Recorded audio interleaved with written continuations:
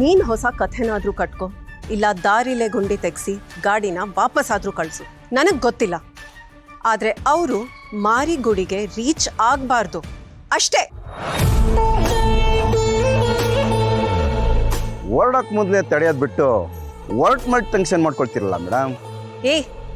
ನಾನ್ ನಿನ್ನ ಹತ್ರ ಕಷ್ಟ ತೋಡ್ಕೊಳ್ಳೋಕೆ ಕಾಲ್ ಮಾಡಿಲ್ಲ, ಕೆಟ್ಟ ತೋಡಿ ದಾರಿ ತಪ್ಸು ಅಂತ ಹೇಳಕ್ ಕಾಲ್ ಮಾಡಿದ್ದು. ಮೇಡಮ್ ನನಗೊಂದು ಡೌಟ್ ಇದೆ, ಉತ್ತರ ಕೊಡ್ತೀರಾ? ಇಷ್ಟೊಂದು ಟೆನ್ಷನ್ ಮಾಡ್ಕೊಳ್ತಿದ್ದೀರಾ ಅಂದ್ರೆ ಇಷ್ಟು ವರ್ಷದ ಕತೆನೆಲ್ಲ ನಾವು ನಂಬೋದಾ? ವಾಟ್? ನೀವು ಹೇಳಿದ್ದೆಲ್ಲ ನಿಜನೋ ಅಥವಾ ಏನೋ ಇದೆ ಅಂತ ತೋರ್ತಿರೋ ಗುಂಡಿನ ಅನುಮಾನ ಆಯ್ತಷ್ಟೇ. Shut up!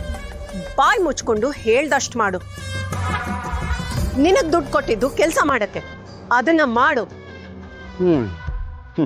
ಏನಾಯ್ತು?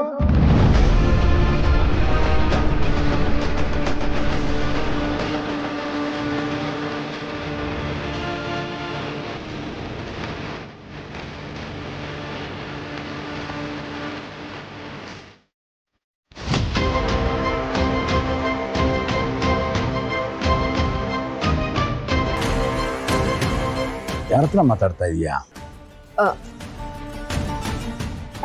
ಅದು ಯಾಕೋ ತುಂಬಾ ಟೆನ್ಷನ್ ಅಲ್ಲಿ ಇದ್ದ ಹಾಗೆ ಕಾಣಿಸ್ತಾ ಇದೀಯಾ. ಏನ್ ಹೇಳು?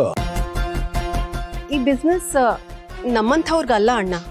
ನಾವೇ ದುಡ್ಡು ಕೊಟ್ಟು ಕೆಲಸ ಮಾಡಿಸಿದ್ರು ಆನ್ ಟೈಮ್ ಕೆಲಸ ಆಗಿದೆಯಾ ಅಂತ ಕೇಳಿದ್ರೆ 1000 ರೀಸನ್ಸ್ ಕೊಟ್ಟು ನಮ್ಮ ಬಾಯಿನೇ ಮುಚ್ತಾರೆ. ಕೈ ಮೀರ್ತಾ ಇರೋ ಸಮಸ್ಯೆ ಇದ್ರೆ ಹೇಳು, ಬಗೆಹರಿಸೋಣ. ಒತ್ತಡ ತಗೋಬೇಡ. ಸರಿ ಅಣ್ಣ.